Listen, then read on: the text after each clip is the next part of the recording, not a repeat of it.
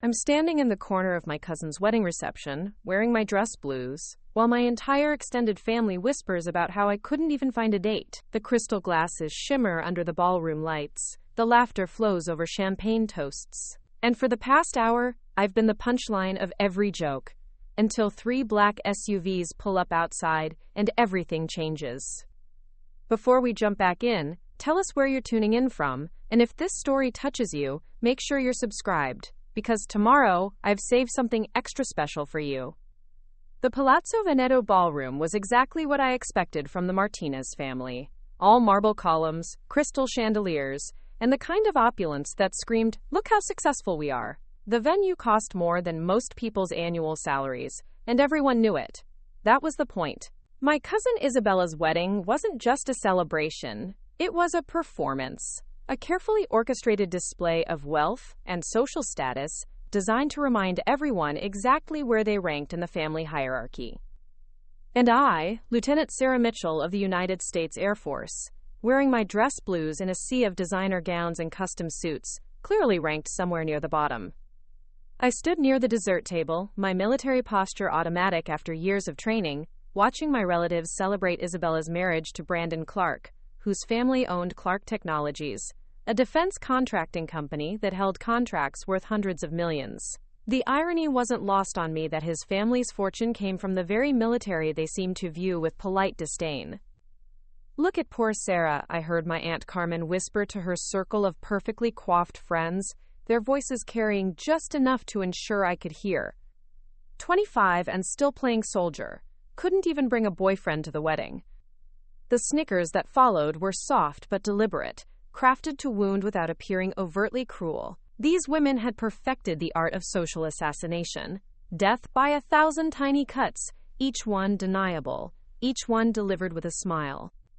I'd grown up with this soundtrack, the gentle mockery wrapped in false concern, the backhanded compliments that left invisible bruises, the constant reminders that I was somehow deficient, somehow less than the rest of them. While my cousins had been competing for homecoming queen crowns and sorority presidencies, I'd been studying, training, pushing myself towards something bigger than their small, glittering world. My cousin Miguel approached, champagne flute in hand, his Armani suit impeccable, his smile practiced and predatory. He'd always been the golden boy of our generation. Harvard MBA, 6-figure job at Daddy's investment firm, married to a former Miss Texas runner-up. In the Martinez family ecosystem, he was apex predator, and I was convenient prey. "Sarah!" "There she is, our little warrior," he said, his voice carrying that particular tone of condescension that men like him had weaponized into an art form. "We were just wondering where your +1 was. Don't tell me the military doesn't give you time to date?" The group around him chuckled appreciatively. They were all cut from the same cloth, trust fund babies and social climbers, people who measured worth in stock portfolios and country club memberships. To them, my uniform wasn't a symbol of service. It was a costume, something I'd chosen instead of a real career. I kept my hands clasped behind my back, my expression neutral. Years of military training had taught me the power of controlled stillness, of refusing to give your opponents the reaction they were fishing for. "I came alone," I said simply, my voice steady and clear. "That's brave," interjected Mrs. Patterson, Isabella's new mother-in-law, her voice dripping with the kind of pity that felt like acid on exposed skin. She was a woman who'd married well and never let anyone forget it, wearing her husband's success like armor against the world. "At your age, most girls would be embarrassed to show up solo to a family wedding, especially when all your cousins are paired off so nicely." The words hit their mark because they were designed to. Mrs. Patterson had 4 children, all married, all producing grandchildren on schedule like some sort of generational assembly line. In her worldview, a woman my age without a ring was either defective or desperate. I felt the familiar heat rise in my chest, the surge of anger that came from being reduced to my relationship status, as if my worth as a human being could be measured solely by my ability to secure male attention. But I didn't react. I'd learned long ago that giving them a response only fed their entertainment. Instead, I nodded politely and took a measured sip of water from my untouched glass. "You know," said my cousin Elena, Isabella's older sister, and a successful real estate agent who never missed an opportunity to remind people of her achievements. There are apps for that now. Dating apps. Maybe you could find someone in the military? I hear they're very structured.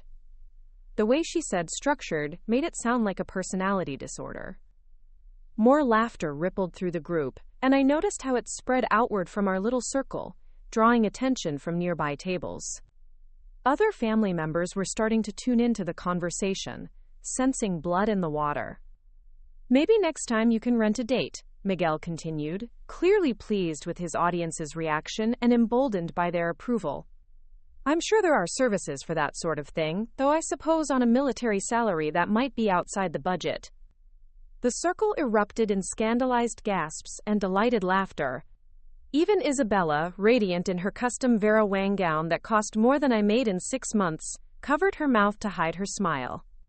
The bride herself, the person this entire celebration was supposedly about, was joining in the mockery of her own cousin. These were my family members, people who shared my blood, my last name, my childhood memories of Christmas mornings and summer barbecues.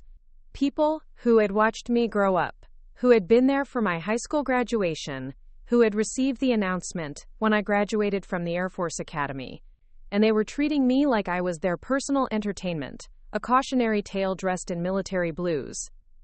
I think it's sweet that Sarah is so dedicated to her career, offered my grandmother's sister Tia Rosa, though her tone suggested she found it anything but sweet. But at some point, a woman has to prioritize. The biological clock doesn't wait for anyone, Mija, even soldiers. The condescension in her voice was breathtaking. Here was a woman who had never worked a day outside her home, whose greatest achievement was raising children, who now treated people like me as objects of ridicule, lecturing me about priorities. Maybe she's one of those feminists, suggested Miguel's wife Veronica, her voice carrying the kind of disdain typically reserved for discussing communicable diseases. You know, the ones who think they don't need men, very modern, very independent. The way she pronounced independent made it sound like a diagnosis. As if choosing to focus on my career, to serve my country, to build something meaningful with my life, was some sort of psychological condition rather than a deliberate choice. I stood there, 25 years old, an officer in the United States Air Force, having just returned from a classified mission that had taken me to 3 different countries and involved briefings at the highest levels of government. I had clearance levels they couldn't pronounce, responsibilities they couldn't comprehend, and access to information that would make their heads spin. And they saw nothing but a lonely girl who couldn't catch a man. The conversation continued to swirl around me, each comment more cutting than the last. My uncle Roberto chimed in with a story about his neighbor's daughter who had given up her little army phase to marry a doctor. My cousin Alejandra mentioned how sad it was that some women chose careers over families, as if the two were mutually exclusive. The pianist in the corner played something soft and romantic, providing a soundtrack to my systematic humiliation. What struck me most wasn't the cruelty. I'd expected that. The Martinez family had always been a shark tank, with the weaker members serving as chum for the stronger ones. What struck me was how comfortable they were with their ignorance, how confidently they dismissed something they understood nothing about. They saw my uniform and assumed I was playing dress-up. They looked at my rank insignia and saw costume jewelry. They heard military and thought of some abstract concept, not the reality of what I actually did, the missions I'd completed, the lives I'd helped save, the threats I'd helped neutralize. 3 weeks ago, I'd been in a secure facility briefing members of Congress on intelligence gathered during a joint operation with allies. 2 months before that, I'd been part of a team that had prevented what could have been a catastrophic security breach. 6 months ago, I'd received a commendation from someone whose name they would recognize if I could tell them, which I couldn't, because the very nature of my work required a level of discretion they couldn't fathom. But none of that mattered to them. In their world, success was measured in Instagram followers and jewelry collections, in the square footage of your house and the price tag of your car. Military service wasn't success. It was what you did when you couldn't succeed in the real world. You know what I heard? Said Carmen, leaning in conspiratorially. her voice dropping to what she probably thought was a whisper but was clearly audible to everyone within 10 feet. I heard the military is full of women who, well, you know, women who can't get men the normal way. The implication hung in the air like smoke from a snuffed candle. Several people gasped in mock horror, though their eyes gleamed with the thrill of scandal. In a single sentence, Carmen had managed to impugn not just my sexuality, but my entire gender service to the country. I felt something shift inside me, a subtle hardening that had nothing to do with anger and everything to do with clarity. These people didn't deserve my anger. They didn't deserve my hurt feelings or my attempts to explain or defend myself. They were exactly who I'd always known them to be, small, petty people who built themselves up by tearing others down. "Sarah's just going through a phase," declared my mother's cousin Patricia, as if I weren't standing right there. "She'll grow out of it. Find a nice man, settle down, have babies like a normal girl. This whole soldier thing is just her way of rebelling." A phase. 25 years old, college graduate, military officer, and they were calling my entire adult life a phase. As if my service to my country was equivalent to a teenager's goth period, or a brief flirtation with vegetarianism.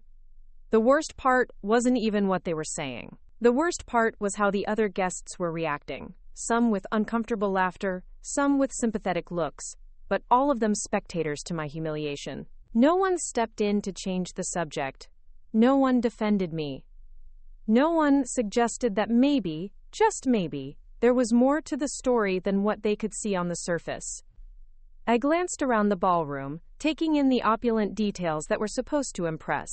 The ice sculptures slowly melting under the warm lights. The towering floral arrangements that cost more than most people's rent. The designer dresses and custom suits that represented more money than some families saw in a year. All of it beautiful, all of it expensive, and all of it hollow. What they didn't know, what none of them could possibly imagine, was that parked outside the Palazzo Veneto at this very moment were 3 black government vehicles with tinted windows and license plates that didn't appear in any public database. What they didn't know was that 4 highly trained individuals in dark suits were currently positioned at strategic points around the hotel, having already swept the building, reviewed the guest list, and established communication protocols with local law enforcement. What they didn't know was that one of those individuals had an earpiece connecting them directly to a command center, where my every movement was being monitored by people with security clearances so high they couldn't even acknowledge each other's existence in public. What they didn't know was that the reason I'd been able to attend this wedding at all was because my superiors had deemed it important enough to my mental health and family relationships to warrant the expense and logistics of maintaining my security detail even during personal time. What they didn't know was that I hadn't come to this wedding alone at all. I'd come with the United States government. I just hadn't told them who was coming with me. As Miguel launched into another joke about military women and their daddy issues, I felt my phone buzz against my side. A text message, brief and coded, that only I would understand. My detail leader, confirming positions and asking for a status update. I typed back a single letter, G for green, all clear, and slipped the phone back into my pocket. In 30 minutes, maybe less, everything in this ballroom was going to change. The laughter would stop, the jokes would die in their throats. The comfortable superiority they wore, like expensive perfume, would evaporate, replaced by confusion, then shock, then something approaching respect. But for now, I stood still and let them reveal exactly who they were. Because sometimes the most powerful thing you can do is give people enough rope to hang themselves with their own words. And sometimes the best revenge is simply letting the truth speak for itself. The conversation had moved on to other topics by the time I noticed the subtle shift in atmosphere. My family was still circulating through their social rituals. The endless rounds of air kisses, the carefully choreographed small talk, the strategic positioning near the photographer to ensure they'd appear in the right shots. But something had changed in the energy of the room, a tension so subtle that most people wouldn't have noticed it. I noticed it because I'd been trained to notice it. 3 men in dark suits had entered the ballroom separately, each one taking a different entrance. each one moving with the kind of purposeful casualness that screamed law enforcement to anyone who knew what to look for. They weren't guests. Their posture was wrong, their scanning patterns too methodical, their positioning too strategic. They were advanced team, which meant what I'd been expecting was about to happen. My phone buzzed again. This time, the message was longer. Package arriving in 15. Maintain position. Do not acknowledge team members. I typed back understood and returned my attention to the wedding reception, where my cousin Diego had now joined the circle around me and was regaling everyone with stories about his latest real estate deals. The Martinez family loved nothing more than talking about money, making it, spending it, and using it as a measuring stick for human worth. Closed on a $12 million property in River Oaks last month, Diego was saying, his voice carrying that particular smugness of someone who'd never earned anything he hadn't inherited. The commission alone was more than most people make in 5 years. Murmurs of appreciation rippled through the group. In their world, the ability to facilitate rich people's real estate transactions was the height of achievement. The fact that Diego's success came primarily from his family's connections and his trust fund was conveniently ignored in favor of the more comfortable narrative of self-made success. "That's wonderful, Diego," said my Aunt Patricia, her voice warm with approval. "It's so nice to see young people building real careers, stable careers with actual futures." The dig was subtle, but unmistakable. Unlike some people in military uniforms who were just playing soldier, Diego was building something real, something sustainable, something that mattered in the world that counted. "Speaking of careers," Miguel interjected, turning his attention back to me with the predatory focus of someone who'd found a weakness to exploit. "Sarah, what exactly do you do in the Air Force? I mean, what's your actual job?" The question was designed to expose what they assumed was the fundamental emptiness of my position. In their minds, military service was either grunt work, mindless following of orders, or bureaucratic paper pushing. They couldn't conceive of anything in between, anything that might require actual skill, or intelligence, or training. "I work in intelligence," I said simply, keeping my voice neutral and professional. "Intelligence," repeated Mrs. Patterson, the word dripping with skepticism. "How vague. What does that actually mean? Do you file reports? Answer phones?" The condescension in her tone was breathtaking. Here was a woman whose greatest professional achievement was marrying a man who'd inherited a successful business, and she was questioning the substance of my work, as if she had any frame of reference for understanding what military intelligence actually entailed. "It's classified," I replied, which was both true and completely inadequate for shutting down their assumptions. "Oh, classified," Miguel said, with a laugh that invited others to join in. "How mysterious. I bet they have you organizing filing cabinets and calling it classified to make it sound important." More laughter, more knowing looks, more comfortable certainty that they had me figured out, that my entire career was some sort of elaborate make-work program designed to give purpose to people who couldn't cut it in the real world.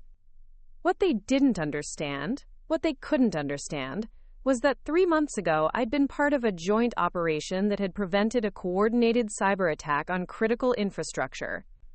6 months before that, I'd helped identify and neutralize a foreign intelligence operation that had been running for over 2 years. My work had been briefed to cabinet-level officials, had influenced policy decisions that affected millions of people, had contributed to operations that had saved lives in ways I could never publicly discuss. But I couldn't tell them any of that. The very nature of my work required a level of discretion that people like my family would never understand. So I stood there and let them make their assumptions, let them reduce my service to their limited understanding of what they thought military work looked like. "I'm sure it's very important," said Elena with the kind of smile that meant exactly the opposite. "Everyone needs someone to handle the paperwork, right?" The group tittered appreciatively. They'd found their comfortable narrative. Sarah the paper pusher, Sarah the bureaucrat, Sarah the government employee who thought she was more important than she actually was. It fit perfectly with their preconceptions about military service and women who chose careers over families. I was about to respond when I noticed another subtle shift in the room's energy. A fourth man in a dark suit had positioned himself near the main entrance, and I could see the nearly invisible earpiece that connected him to his team. The advanced security was in place, which meant we were getting close to the arrival. "You know what I think?" said Diego, emboldened by the group's receptive audience and clearly pleased with his own cleverness. I think Sarah here is probably really good at following orders. That's what the military is about, right? Do what you're told, don't ask questions, cash your government paycheck. The reduction of my service to simple obedience was particularly galling coming from someone whose entire life had been handed to him on a silver platter. Diego had never had to earn anything, never had to prove himself, never had to make a decision more consequential than which country club to join. Yet he felt qualified to lecture me about the nature of military service. It must be nice, added Veronica, Miguel's wife, her voice carrying that particular tone of false sympathy that women like her had weaponized into an art form. Having such structure, such clear expectations, no real responsibility for making difficult decisions. The irony was so thick I could have cut it with a knife. These people lived in a bubble of inherited privilege and generational wealth, making decisions about which charity gala to attend and which vacation house to visit, and they were lecturing me about avoiding difficult decisions. What they didn't know was that 2 weeks ago, I'd been in a secure facility making recommendations that could have led to military action in 3 different countries. What they didn't know was that my analysis had been directly responsible for preventing what could have been an international incident. What they didn't know was that people with stars on their shoulders and titles that would make their heads spin had specifically requested my input on matters of national security. But I couldn't tell them that, so I stood there and let them paint their comfortable picture of who they thought I was, while the real me, the one with security clearances they couldn't pronounce and responsibilities they couldn't comprehend, remained hidden behind a facade of polite silence.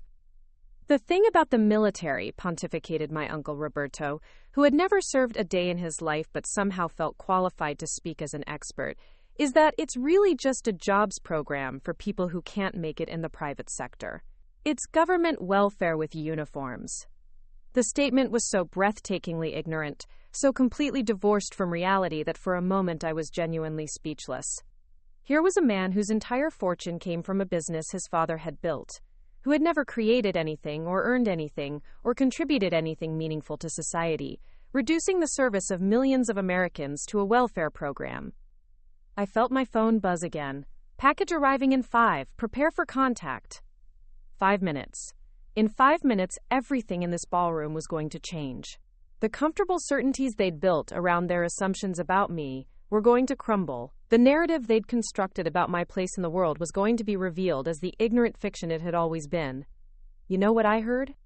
Carmen continued, clearly enjoying her role as the evening source of gossip and character assassination. I heard that women in the military get all sorts of special treatment. Easier standards, faster promotions, special programs, just for them. It's not really merit-based anymore. The suggestion that my achievements were somehow unearned, that my rank and position were the result of gender-based favoritism rather than competence and dedication, was particularly insulting coming from a woman who had never worked outside her home and whose greatest accomplishment was marrying well. What Carmen didn't know was that I had graduated 3rd in my class from the Air Force Academy. What she didn't know was that I had scored in the top 1% on every aptitude test, every evaluation, every assessment I'd ever taken. What she didn't know was that my superiors had fast-tracked my career not because of my gender, but because of my exceptional performance and unique skill set. But again, I couldn't tell her that. The details of my service record were classified, my performance evaluations were confidential, and my actual achievements were hidden behind layers of security protocols that people like her would never understand. I think it's wonderful that the government provides opportunities for everyone, said Mrs. Patterson, with the kind of condescending tone typically reserved for discussing charity cases, even if it's not quite the same as succeeding in the real world. The real world. As if serving my country, protecting national security, and working to prevent threats that could affect millions of Americans wasn't real. As if the missions I'd completed, the intelligence I'd gathered, the operations I'd supported weren't real, because they didn't generate profit for shareholders or appear on quarterly reports. I noticed one of the security team members speaking quietly into his earpiece, his eyes scanning the room with the systematic thoroughness of someone trained to identify threats. The guests around me continued their social performance, oblivious to the level of security now surrounding them, unaware that they were sharing space with some of the most highly trained protective personnel in the world. The military is fine for some people, Miguel continued, his voice taking on the patronizing tone of someone explaining something to a child. But at some point you have to think about your future. About building something real. About contributing to society in a meaningful way. Contributing to society in a meaningful way. Coming from someone whose greatest contribution was facilitating real estate transactions for people who already had more money than they could spend in a lifetime. The comment was almost surreal in its lack of self-awareness. What Miguel didn't understand was that my work had contributed to the safety and security of the very society he took for granted. What he didn't understand was that the comfortable bubble of wealth and privilege he lived in was protected by people like me, people who did jobs he couldn't imagine for reasons he couldn't comprehend. Maybe you could transition into something more stable, suggested Elena, her voice warm with false concern. Like teaching. Or nursing. Something more appropriate for someone with your background. Appropriate. The word hung in the air like a slap. In their world, there were appropriate careers for women like me. Service jobs, caring professions, roles that kept us safely contained within their understanding of where we belonged. The idea that I might have chosen my career not as a fallback option but as a calling, not as a temporary phase but as a lifetime commitment, was beyond their comprehension. My phone buzzed one final time. Package on site. Stand by for contact. I felt a smile tug at the corner of my mouth, though I kept my expression neutral. The moment I'd been waiting for was about to arrive. The comfortable world of assumptions and prejudices that surrounded me was about to be shattered by the simple arrival of the truth. You know what Sarah's problem is? Diego announced, clearly pleased with his own insight and eager to share it with the group. She's trying to prove something. She's trying to show that she's just as good as the men. But at the end of the day, biology is biology. Nature is nature. Women aren't built for real combat, real responsibility, real leadership. The statement was so packed with ignorance and prejudice that it almost took my breath away. Here was a man who had never faced any real challenge, never been tested under pressure, never been required to prove himself in any meaningful way, lecturing me about my biological limitations. What Diego didn't know was that I had completed some of the most demanding training programs in the military. What he didn't know was that I had been deployed to some of the most dangerous regions in the world, had worked in conditions that would have broken most people, had made decisions under pressure that had literally meant the difference between life and death. But I didn't need to defend myself anymore. Because at that moment, I heard something that made my heart race with anticipation. The distant sound of multiple vehicles pulling up outside the hotel, their engines precision-tuned, and their movements coordinated with military efficiency. The cavalry was arriving, and my family was about to learn that they didn't know me at all. The sound started as a distant rumble, like thunder on a clear evening. Most of the wedding guests didn't notice it at first. They were too absorbed in their conversations, their champagne, their carefully orchestrated social performances. But I heard it, and more importantly, the security team heard it. I watched as the 4 men in dark suits subtly adjusted their positions, their hands moving almost imperceptibly closer to their jackets, their eyes scanning the room with renewed intensity. The rumble grew louder, more distinct, the unmistakable sound of multiple heavy vehicles moving in formation, their engines tuned for power rather than comfort. Through the floor-to-ceiling windows of the Palazzo Veneto's ballroom, guests began to notice the unusual activity outside. Conversations started to falter as heads turned toward the windows, curiosity beginning to override the social momentum that had carried the evening. "What's all that noise?" asked Mrs. Patterson, her perfectly sculpted eyebrows drawing together in annoyance. In her world, unexpected disturbances were simply not tolerated. Everything was planned, controlled, managed to maintain the illusion of effortless perfection. I felt my phone vibrate one final time. The message was brief. Package delivered. Maintain position until contact. My heart rate remained steady, controlled by years of training that had taught me to stay calm under pressure. But inside, I felt a surge of anticipation that I hadn't experienced since my last deployment. The moment of truth was finally arriving.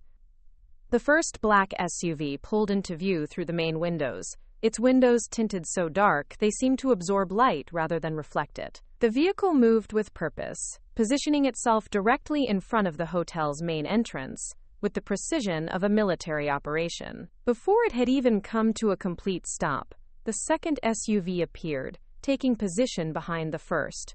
Then the third, completing a formation that any security professional would recognize as a protective detail configuration. "Jesus Christ," whispered Diego, his champagne glass frozen halfway to his lips. "Look at those cars." The vehicles were identical. Black Chevy Suburbans with government plates and the kind of modifications that weren't available to civilian buyers. Reinforced chassis, bulletproof glass, communications equipment that bristled from discrete antenna arrays. These weren't rental cars or private security vehicles. These were the kind of cars that transported people who mattered to the United States government. The ballroom fell increasingly quiet as more guests noticed the unusual scene unfolding outside. Conversations died mid-sentence. The string quartet continued playing, but their music seemed oddly out of place against the backdrop of what was clearly an official government operation.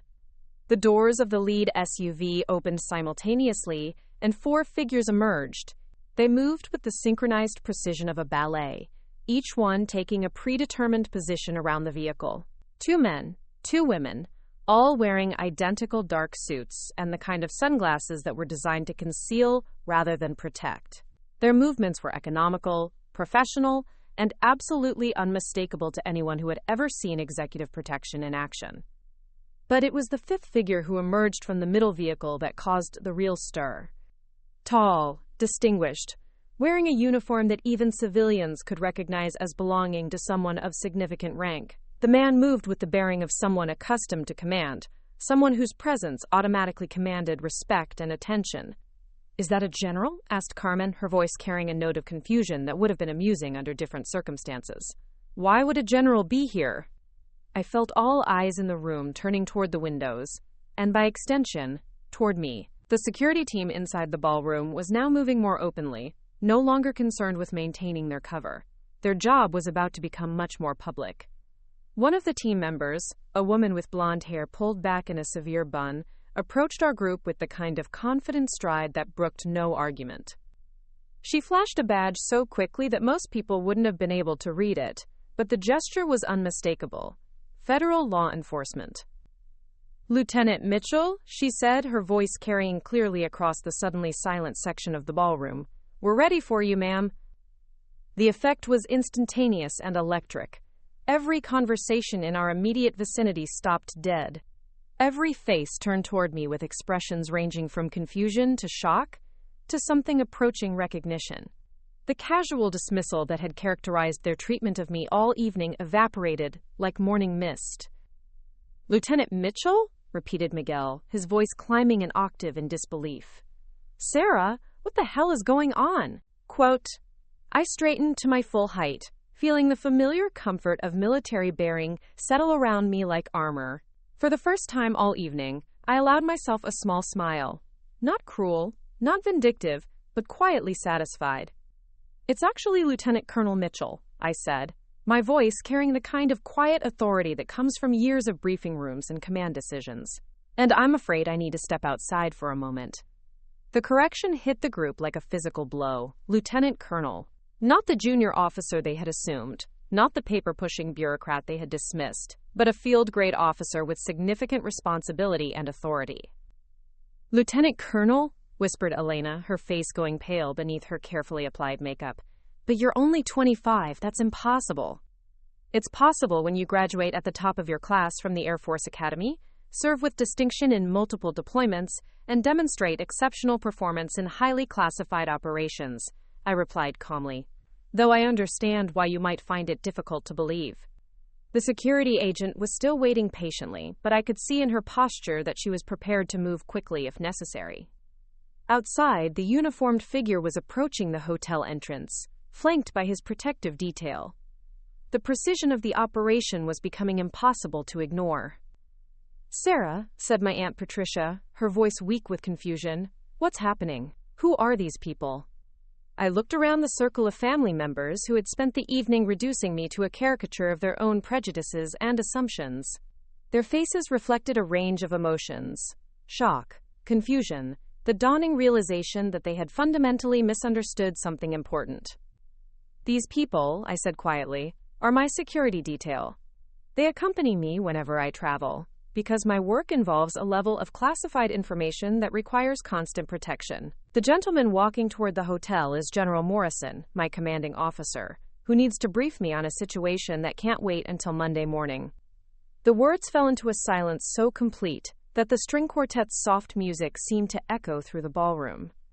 I could see guests at nearby tables turning to stare, could feel the ripple of whispered conversations spreading outward from our group like waves from a dropped stone. Security detail? Roberto's voice cracked on the words. You have a security detail? Lieutenant Colonel Mitchell serves as a senior intelligence analyst for joint operations involving national security. The blonde agent interjected, her voice carrying the kind of authority that made it clear this wasn't a conversation but a briefing. Her clearance level and access to classified information require constant protection. The agent's words carried across the ballroom with crystalline clarity. Other guests were now openly staring, their own conversations forgotten in favor of the drama unfolding in real time. I could see phone cameras being raised discreetly, society photographers beginning to position themselves for what was clearly going to be the story of the evening. Ma'am, the agent continued, addressing me directly, General Morrison is requesting your immediate presence for a priority briefing. I nodded once, a crisp acknowledgement that felt natural after years of military protocol. But before I moved, I turned back to my family, taking in their shocked faces, their slack expressions, their obvious struggle to reconcile what they were seeing with what they had assumed about me. I'm sorry I can't stay for the rest of the reception, I said, though my tone made it clear I wasn't particularly sorry at all. I hope you understand that when duty calls, personal events have to take second priority. The irony of the situation wasn't lost on anyone. Here I was, apologizing for having to leave early due to urgent national security responsibilities, to people who had spent the evening mocking me for my career choice and suggesting that I wasn't contributing anything meaningful to society. But Sarah, stammered Isabella, the bride herself finally finding her voice, we didn't know. You never said. I couldn't say, I interrupted gently but firmly. The nature of my work requires discretion. Most of what I do can't be discussed publicly, which is why I've always been vague about the details. Security protocol. I could see the realization dawning on their faces. Every time they had pressed me for specifics about my job, every time they had mocked the classified nature of my work, every time they had dismissed my service as bureaucratic paper-pushing, they had been revealing their own ignorance rather than exposing my limitations. Lieutenant Colonel, the agent said again, a subtle reminder that important people were waiting. I nodded and began moving toward the ballroom exit, my military bearing automatic and unmistakable. But as I walked, I could hear the explosion of whispered conversations behind me, the rapid-fire questions, the desperate attempts to make sense of what they had just witnessed. Did you know? How could we not know? Lieutenant Colonel? A security detail? National security? The questions multiplied as I crossed the ballroom, other guests joining the chorus of confusion and amazement. By the time I reached the main entrance, half the wedding reception was following at a respectful distance, drawn by the kind of spectacle that would be talked about for years. General Morrison was waiting in the hotel lobby, and his presence alone was enough to make it clear that this was not a routine briefing. 3 stars gleamed on his uniform, indicating a rank that commanded automatic respect from anyone who understood military hierarchy. Hotel staff had formed a discreet perimeter, clearly briefed by the advance team about the importance of maintaining security protocols. Lieutenant Colonel Mitchell, the general said as I approached, his voice carrying easily across the lobby. Thank you for making yourself available on such short notice. Of course, sir, I replied, snapping to attention with the kind of precision that becomes second nature after years of military training. What's the situation? We've had developments in the Omega situation that require your immediate analysis, he said, referring to an operation that I knew would be completely meaningless to the civilians listening but carried enormous implications for national security. Your expertise in the region is needed for a briefing first thing tomorrow morning. The exchange was brief but loaded with professional significance. Here was a 3-star general, personally requesting my expertise on a matter important enough to interrupt a family wedding. The contrast with the evening's earlier dismissals of my career could not have been more stark. I'll need to collect my materials from my hotel and review the updated intelligence reports, I replied. What's our timeline for departure? We'll have you wheels up by 2,300 hours, he responded. Full briefing package will be available on the aircraft. Military time, classified operations, immediate deployment. The conversation was filled with terminology that clearly indicated the serious nature of my responsibilities. I could feel the weight of dozens of stares from wedding guests who had followed the procession from the ballroom, their faces reflecting a mixture of awe, confusion, and something that might have been respect.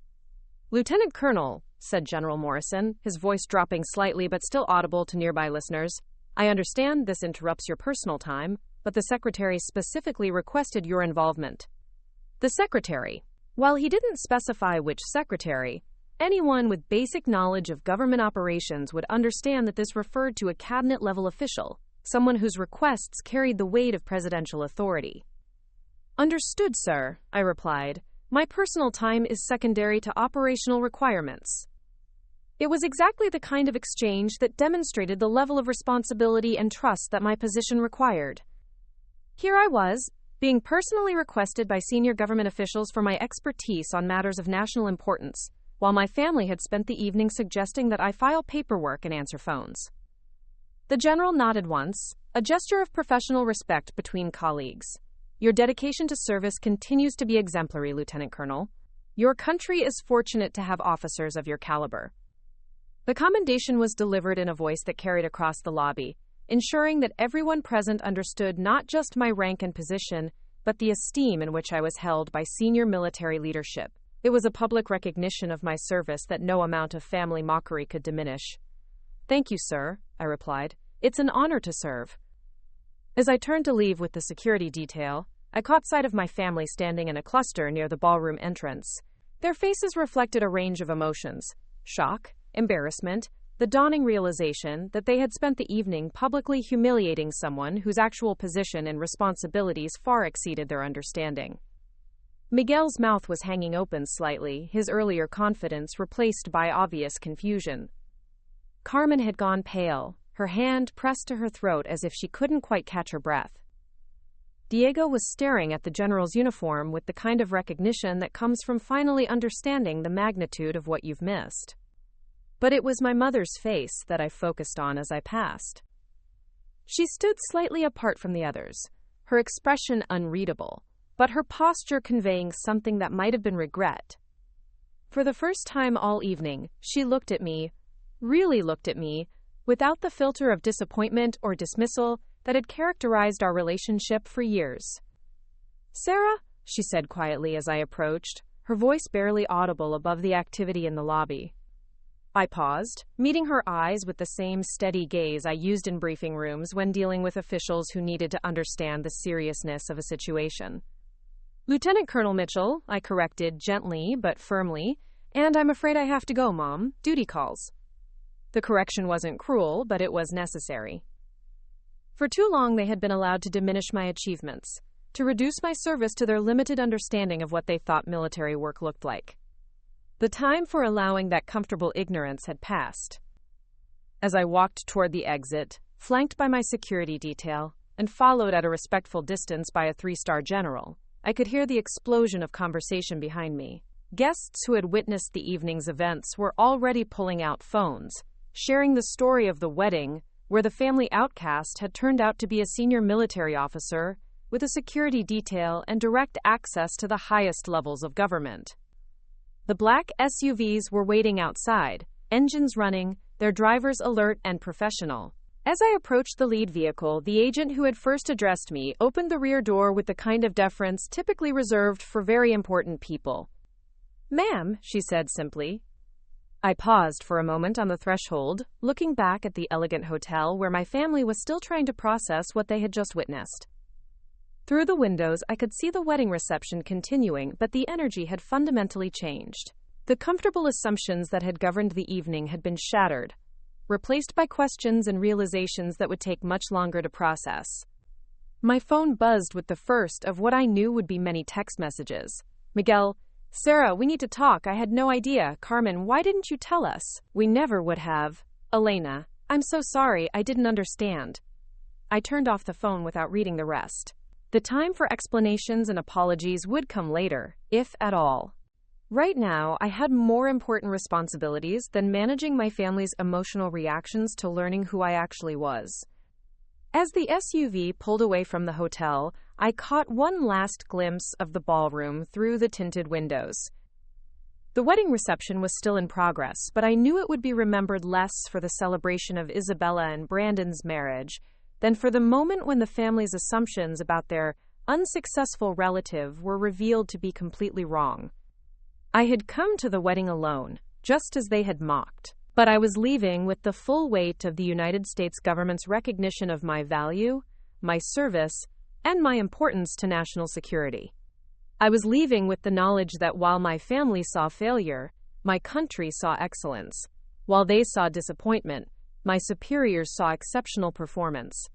Most importantly, I was leaving with the understanding that the opinions of people who couldn't see past their own prejudices and limitations were ultimately irrelevant to my sense of self-worth and purpose.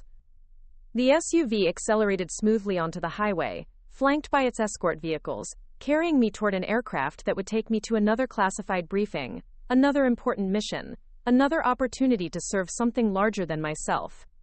Behind me, the wedding reception continued, but I knew that nothing would ever be quite the same. The comfortable narrative they had constructed about who I was and what I represented had been permanently shattered. They would have to rebuild their understanding of me from scratch, and this time, they would have to do it with the knowledge that their assumptions had been not just wrong, but spectacularly, publicly wrong. As the hotel disappeared behind us and the city lights blurred past the windows, I allowed myself a moment of quiet satisfaction. Not vindication. That implied a need to prove something to people whose opinions ultimately didn't matter. This was something simpler and more fundamental. The recognition that truth has a way of revealing itself, regardless of how many people try to ignore or distort it. I had served my country with distinction for years, had earned the respect of superiors and colleagues who understood the value of my contributions, had built a career based on competence, dedication, and the kind of quiet excellence that doesn't need external validation to be real. My family's recognition of that truth was gratifying, but it wasn't necessary. I had always known who I was, even when they couldn't see it. The difference was that now, finally, they knew too. And, as the SUV carried me toward my next mission, I felt a sense of closure that had nothing to do with revenge or vindication, and everything to do with the simple satisfaction of living authentically, regardless of who does or doesn't understand the choices you make. Sometimes the best response to being underestimated is simply to continue being excellent until the truth becomes impossible to ignore. And sometimes the most powerful statement you can make is walking away from people who will never understand your value, flanked by those who do. The wedding would end in a few hours, but the conversations it had started would last much longer. My family would have to reconcile their comfortable assumptions with the uncomfortable reality of who I actually was. They would have to explain to other guests, to friends, to themselves, how they had so completely misunderstood someone they thought they knew. But that was their burden to bear, not mine. I had more important things to do. Up next, you've got 2 more standout stories right on your screen. If this one hit the mark, you won't want to pass these up. Just click and check them out. And don't forget to subscribe and turn on the notification bell so you don't miss any upload from us.